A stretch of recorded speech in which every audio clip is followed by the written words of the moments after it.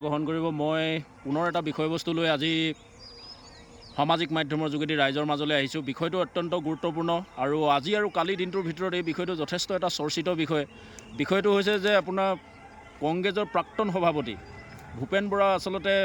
দল ত্যাগ আৰু তেওঁ ইতিমধ্যে বহুতে কৈ আছে যে তেওঁ মানে বিজেপি গমন।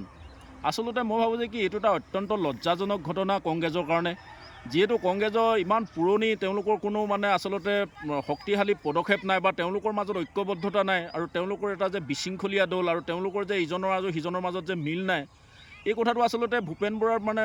মহাপ্ৰস্থানে এই কথাই ইংগিত বহন কৰে। আৰু মই ভাবোঁ যে কি একচুৱেলি এই কথাটো মানে এনেকুৱা হৈছে যে বিজেপিয়ে বহু মানুহ কংগ্ৰেছৰ বহু মানুহক কংগ্ৰেছৰ পৰা যোৱা মানুহে আজি বিজেপিত ভৰ্তি হৈ পৰিল। আৰু আচলতে এতিয়া মই এনেকুৱা এটা কথা ক'ব বিচাৰোঁ যে ভূপেন বৰা প্ৰস্থানে বা ভূপেন বৰা বিজেপি আগমনে আচলতে বিজেপিৰ বহু মানে পুৰণা সতীৰ্থ বা যিসকলে বহু কষ্টৰ মূৰত বিজেপি দলটোক আজি পৰ্যায়ে পোৱালেহি বা যিসকলৰ ত্ৰাণকৰ্তাৰ চেষ্টাৰ কাৰণে যিসকলে নিজৰ গাঁঠি ধনেৰে মানে দল কৰি থকা বহু নেতা আজি মানে তেওঁলোকৰ মানে কাম নাইকিয়া হৈ পৰিছে বিজেপি দলত। আৰু মই যে ভূপেন বৰা আগমনে তেনেকুৱা কংগ্ৰেছৰ কোনো নিষ্ঠাবান এজন কৰ্মী বা নিষ্ঠাবান এজন নেতাক মানে আচলতে দলৰ পৰা মানে তেওঁলোকে খেদি পঠিওৱা এটা পৰিকল্পনা হ'ব। আৰু মানে এনেকুৱা হ'ব কোনোবা বিজেপি য'ত নেতা কিছুমানে য'ত মানে আপোনাৰ আচলতে তেওঁলোক এতিয়া বিধায়ক বা কোনোবা দায়িত্বত আছিলে, ভূপেন বৰাই এতিয়া সেই দায়িত্ব ল'বগৈ আৰু তেওঁলোকৰ কিছু পুৰণা কোনো বিজেপি কৰ্মী এজন তাৰ পৰা মানে সেই পদবী বা দায়িত্বৰ পৰা আঁতৰিব লাগিব। অৰ্থাৎ তেওঁৰ মানে তেওঁৰ স্থান এতিয়া মানে ভূপেন বৰাই গৈ বিজেপিত ল'বগৈ। এতিয়া যদি আমি চাওঁ যে বিজেপিত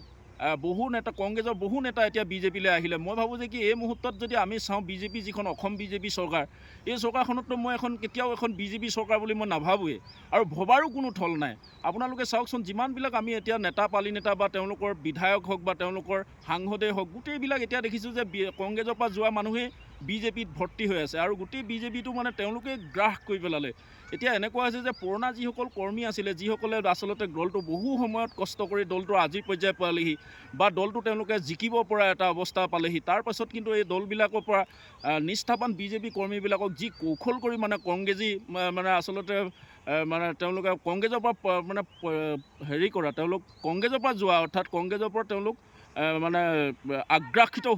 আগ্ৰাসিত হোৱা মানে যিবিলাক নতুন বিজেপিয়ে কিন্তু এই বিজেপি পুৰণা কৰ্মীবিলাক আৰু নিষ্ঠাবান মানুহবিলাকক কিন্তু দলৰ পৰা তেওঁলোকে এটাকৈ তেওঁলোকে আচলতে খেদি উৎখাত কৰা দেখা গ'ল। এতিয়া আপোনালোকে যদি চাই আজি যিকেইজন উজনিৰ বিধায়ক আছে, মই চক্ৰধৰ গগৈৰ কথা কওঁ, বিনোদ হাজৰিকাৰ কথা কওঁ,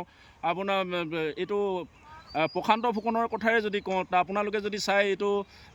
যোগেন মোহনৰ কথাই যদি চায়, তেওঁলোকে এতিয়া যদি মই ক্ৰিকেটৰ ভাষাত কওঁ কোনো ৰকম উইকেটত মানে বৰ্তি হৈ আছে, কোনো ৰকম উইকেটত টিকি আছে। তেওঁলোকো যে আচলতে খুব কম সময়ৰ ভিতৰতে তেওঁলোকো যে দলটোৰ পৰা উৎখাত হ'ব। যদি ৰামেশ্বৰ তেলীৰ কথা কোৱা হয়, তাৰপিছতো আচলতে সৰ্বানন্দ সোণোৱাল তেওঁ মুখ্যমন্ত্ৰী পদবীৰ পৰাই খেদা খালে।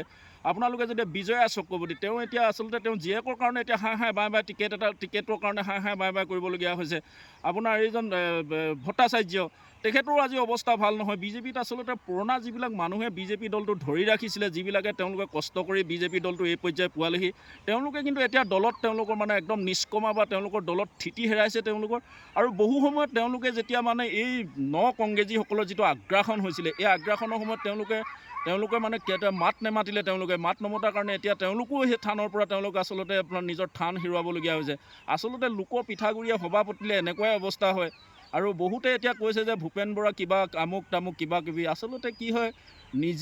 ইয়াৰ প্ৰাক্তন সভাপতি এজনে দলত যদি কিবা অভ্যন্তৰীণ কণ্ডল আছিলে তেওঁ সেইখিনি তেওঁ নিজে ঠিক কৰিবলৈ চেষ্টা কৰিব লাগিছিলে। প্ৰাক্তন সভাপতি এজনে যদি তেওঁ কয় যে মানে মই দলত মানে আপোনাৰ মৰ্যাদা নোপোৱাৰ কাৰণে, দলটো মানে অভ্যন্তৰীণ উচ্ছৃংখলতাৰ কাৰণে বা বিভিন্ন কাৰণে বোলে মই দল এৰিবলগীয়া বুলি কোৱা কথাটো একচুৱেলি এটা বৰ লজ্জাজনক কথা। আৰু মই ভাবোঁ যে কি এইটো কোনো কাৰণতে এইটো আচলতে এটা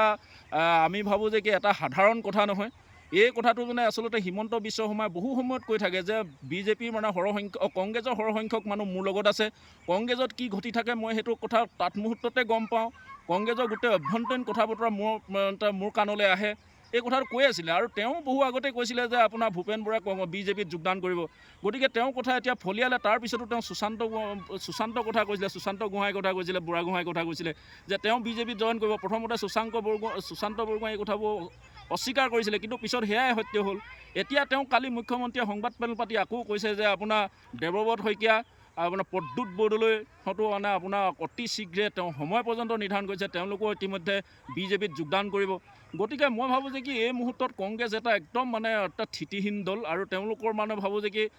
মই আচলতে সেইটো নাভাবোঁ আচলতে তেওঁলোকে কৌশলগতভাৱে আচলতে অসম বিজেপিটো তেওঁলোকে আগ্ৰাসন কৰিছে এইটো কিছু এটা কথাত যদি আপোনালোকে চাবলৈ যায় যে এতিয়া কংগ্ৰেছৰ যদি 90% মানুহ 90% বা 80% মানুহ কংগ্ৰেছৰ পৰা যোৱা মানুহ আচলতে কংগ্ৰেছী মানে মানুহখিনি এতিয়া গৈ আকৌ বিজেপিটো শাসন চলালেগৈ গৈ গতিকে মই এই মুহূৰ্তত যে ভাবোঁ যে এইটো কথা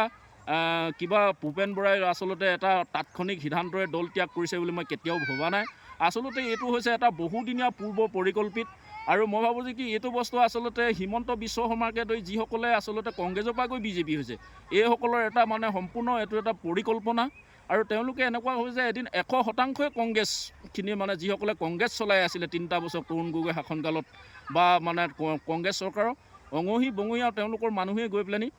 বিজেপিটো মানে তেওঁলোকে অলংকিত কৰিছে আৰু বিজেপিটো মানে আচলতে কংগ্ৰেছৰ মানুহে এতিয়া বিজেপিটো চলাই আছে এই ক্ষেত্ৰত আচলতে সজাগ হ'ব লাগিছিল এতিয়া কেন্দ্ৰীয় নেতৃত্ব আপোনাৰ অমিত শ্বাহ হওক বা নৰেন্দ্ৰ মোদী আজি এতিয়া যিসকলে পুৰণা মানুহে নিজৰ গাঁঠি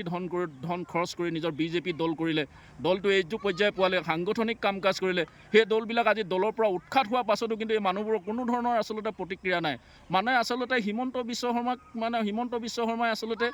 এতিয়া কিছুমান কথা ক'বলৈ অত্যন্ত বেয়া লাগে আচলতে দুখো লাগে যে আচলতে দলবিলাকৰ এতিয়া নিজস্বতা বুলিবলৈ একো নাই দলত মই আজিলৈকে দেখিছোঁ দলৰ কংগ্ৰেছ দলৰ হওক বা আপোনাৰ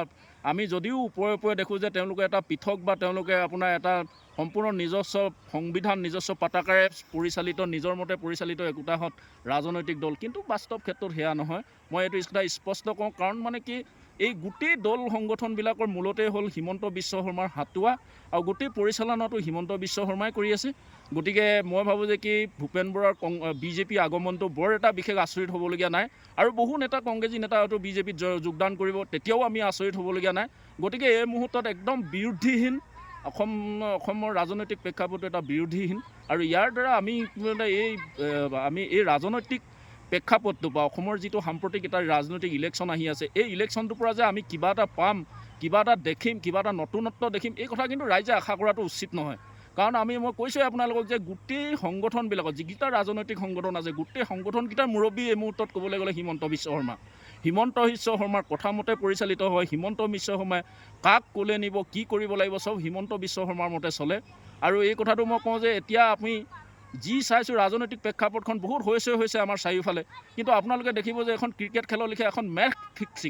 এইটো এটা মেক্স ফিক্সিং ৰাজনীতি এইটো আপুনি দেখিব যে এবাৰ মানে আকৌ চৰকাৰ গঠন কৰিব বিজেপিয়ে হিমন্ত বিশ্ব শৰ্মা মুখ্যমন্ত্ৰী হ'ব মানে এইবোৰ এটা মেক্স ফিক্সিং এইবিলাক সংবাদ মাধ্যমত হৈ লগাই থকা বিৰোধী দলৰ বিভিন্ন সভা সমিতিত দম্ভ অহংকাৰ কথা বতৰা এইবোৰ কিন্তু চব একোটাহঁত ফিক্সিং গতিকে মই ভাবোঁ যে কি অসমত এতিয়া বিৰোধীহীন শূন্য যি হৈছে এইবোৰ আচলতে চব এটা ফিক্সিং আৰু এইবোৰ তেওঁলোকৰ মানে চবেই এটা পাতি লোৱা কথা তেওঁলোকে মানে এইবিলাক তেওঁলোকৰ এটা মনোপলি কথা তেওঁলোকে আচলতে তেওঁলোকৰ গোটেইখনৰ সহমতত কিছুমান কাম হৈ আছে ইয়াত গতিকে মই ভাবোঁ যে কি এই মুহূৰ্তত এটা বিৰোধীহীন অসমৰ মানুহে মানে এতিয়া আমি এটা ভাল কিবা এটা মানে ৰাজনৈতিক দলবিলাকৰ পৰা পাম বুলি আমি আশা কৰিব নোৱাৰা অৱস্থা আৰু মই ভাবোঁ যে কি এনেকুৱা নৈতিকতাহীন মানুহক আচলতে কেইটামান দল সংগঠনৰ লিডাৰে এনেধৰণে মানে আচলতে কথা কিছুমান কৈ মানে অলংকাৰে উপচাই পেলাইছে যিবোৰ আচলতে তেওঁলোক সেই ধৰণৰ মানুহ আচলতে নহয় আৰু মই ভাবোঁ যে কি অসমৰ এতিয়া ৰাজনৈতিক অৱস্থা একদম মানে ভাল নহয় বুলি ক'ব লাগিব আৰু এটা কথা এই মেইন কথাটো হ'ল কি এতিয়া ৰাজনীতিত একচুৱেলি মাফিয়াতন্ত্ৰ ৰাজনৈতিক মাফিয়াতন্ত্ৰ ৰাজনীতিত এতিয়া মাফিয়া বাহিৰে একো চলা নাই আমি যদি চাওঁ এতিয়া একোটাহঁত প্ৰাৰ্থী অন্ততঃ আপোনাৰ 10 কোটি 15 কোটি টকা ব্যয় কৰিব তাতকৈ বেছি পৰ্যন্ত ব্যয় কৰিব 50 কোটিলৈকে ব্যয় কৰিব আচলতে এই ব্যয় কৰা টকাবোৰ আহিছে ক'ৰ পৰা আৰু এই ব্যয় কৰিছে তেওঁলোকে নিজৰ গাঁঠি ধন ব্যয় কৰিছে নেকি তেওঁলোকৰ পৈতৃক সম্পত্তি বিক্ৰী কৰি তেওঁলোকে কৰিছে নেকি ৰাইজৰ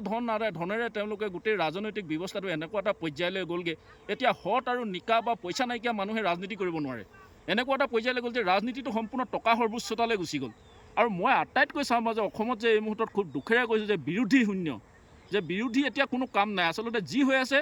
হিমন্ত ৰাজ চলি আছে চব হিমন্তৰ কথা মতে উঠা বহা মই এনেকুৱা এটা ৰাজনৈতিক দল দেখা নাই যাৰ মানে হিমন্তৰ লগত উঠা বহা যাৰ হিমন্তৰ লগত মানে আপোনাৰ হিমন্তৰ মতে নচলা যোনে হিমন্তৰ প্ৰত্যাহ্বান জনাব পৰা